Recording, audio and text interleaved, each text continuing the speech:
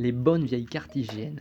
Ces grands morceaux de papier qu'on n'arrive jamais à replier comme il faut, avec des trucs écrits partout, des couleurs, des symboles, mais saviez-vous que c'est une vraie mine d'or pour trouver des spots incroyables? Un coin pour pique-niquer, une rando sympa, un point de vue à couper le souffle, bref, tout ce qu'il faut pour explorer la France comme un aventurier. Aujourd'hui, je vous montre comment les lire et en tirer le meilleur sans vous ruiner ni vous perdre. Première bonne nouvelle, pas besoin d'acheter toutes les cartes de France. Tout est disponible gratuitement sur le site Géoportail. Des dizaines de fonds de cartes sont disponibles, n'hésitez pas à les consulter, elles regorgent d'informations intéressantes. Pour cette fois, on va s'intéresser aux cartes topographiques IGN, elles sont ultra détaillées.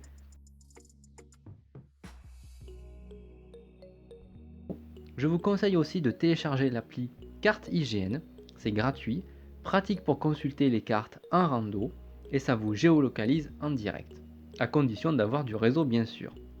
Sinon, imprimez votre parcours à l'avance ou achetez la carte papier, mais là, c'est à vous de vous localiser comme un vrai pro. Sur la carte, certains noms de villes sont encadrés en violet. Ce sont des stations classées. Cela peut être de grandes villes comme Lyon ou des plus petites comme le Grau-du-Roi ou la Grande-Motte.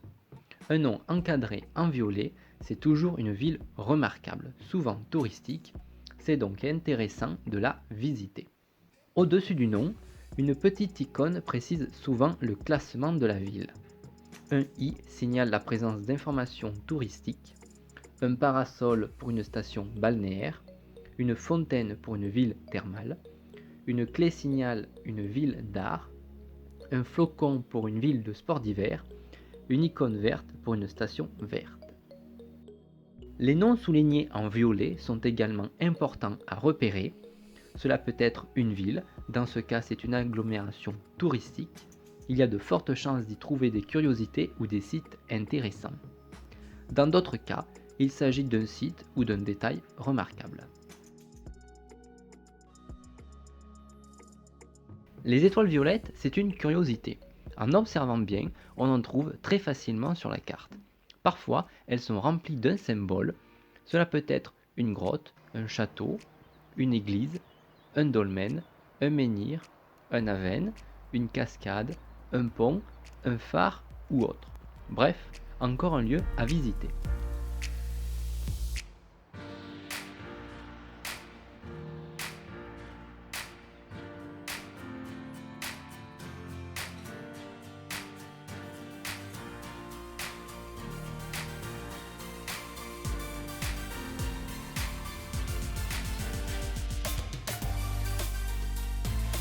Les courbes de niveau, c'est magique.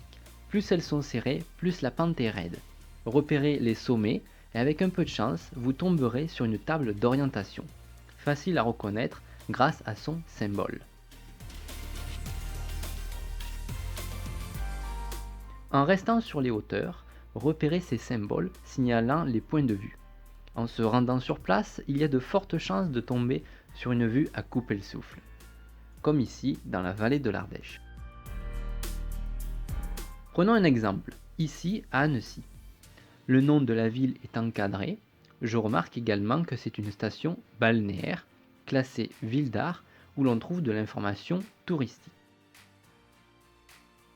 La carte m'indique que les jardins de l'Europe est un site remarquable car le nom est souligné. Un point de vue se situe sur le bord du lac, et oui, comme quoi ils ne sont pas tous en hauteur. Il offre une vue à 360 degrés sur le Paquier et le lac d'Annecy. Un autre point de vue est signalé sur la carte, et celui-ci est bien situé en hauteur. Par contre, il faudra marcher pour le découvrir. Retournons au centre-ville où un groupe d'étoiles violettes attire l'attention. Il s'agit des monuments remarquables de la ville. Dans ce lot d'étoiles, on retrouve par exemple le château d'Annecy et la basilique de la Visitation. En quelques secondes, j'ai déjà plusieurs spots géniaux.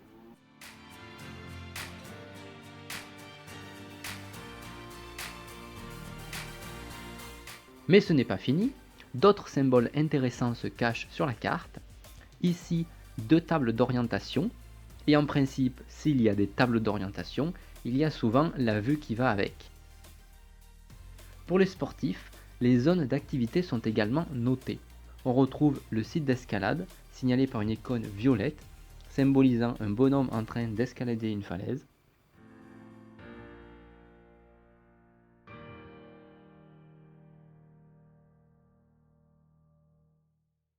Les berges du lac sont marquées par plusieurs icônes de la même couleur. Ces icônes bleues indiquent les activités nautiques. Le bord du lac possède un port de plaisance, représenté par un voilier, divers sports nautiques, un site de baignade, représenté par un drapeau et une vague, et une zone de mise à l'eau de canoë-kayak, représentée par un bonhomme dans un kayak. Bien évidemment, on retrouve aussi ces icônes au bord de la mer ou de l'océan.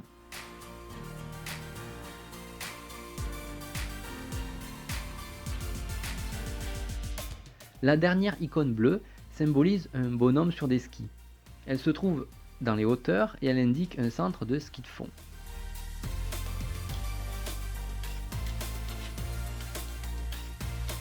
Juste à côté se trouve une icône représentant un parapente. Et vous l'avez certainement deviné, il s'agit d'une aire de départ de vol libre.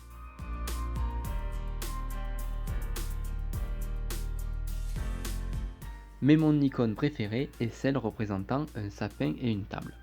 Elles signalent une aire de détente, elles sont en général à proximité des routes et on y trouve très souvent une table.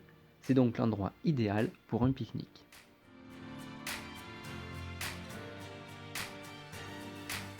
D'autres icônes indicatives existent, parmi lesquelles la tente qui signale un camping, le drapeau qui signale un golf et le cheval pour un centre équestre.